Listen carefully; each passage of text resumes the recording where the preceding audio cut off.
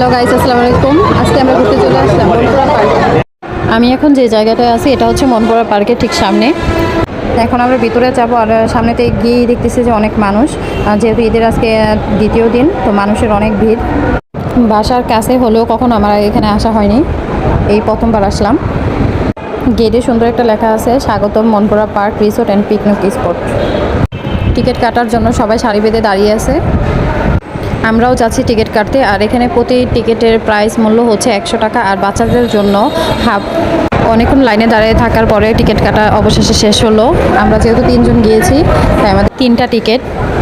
আমরা ভিতরে যাওয়ার জন্য গেটে টিকিটগুলো শো করলাম, আর এখন আমরা ভিতরে যাচ্ছি। আর হ্যাঁ, এখানে ভালো পার্কিংয়ের ব্যবস্থাও রয়েছে। আপনারা যারা বাইক নিয়ে আসবেন বা প্রাইভেটকে নিয়ে আসবে তাদের রাখার জন্য অনেক সিকিউরিটি ব্যবস্থা রয়েছে। আর ভিতরে যেতেই দেখলাম 4টা বড় বড় জিরাফ, আর তারপর সামনে দেখতেছি অনেক বড় একটা শাপলা ফুল, আর তার পাশে আছে আপনার ডলফিন। এখানে আসতে পেরে আমার মেয়ে অনেক খুশি, আর এটা তাকে দেখলেই বুঝতে পারবেন। যেহেতু আমরা দুপুরের দিকে আসছি তার জন্য এখানে অনেক রোদ ছিল, রোদ্রের জন্য ভালোভাবে তাকাতে পারতেছিল না। আর সে বলতেছে এখন সানগ্লাস পরে ঘুরবে, তার জন্য সে সানগ্লাসটা পরতেছে। এখানে বাচ্চাদের নিয়ে ঘোরার জন্য একটা পারফেক্ট একটা প্লেস। আপনারাও চাইলে এখানে আপনাদের ছোট ছোট বাচ্চাদের নিয়ে ঘুরতে চলে আসতে পারেন। আর দেখা যাক যে সামনে আর কি আছে।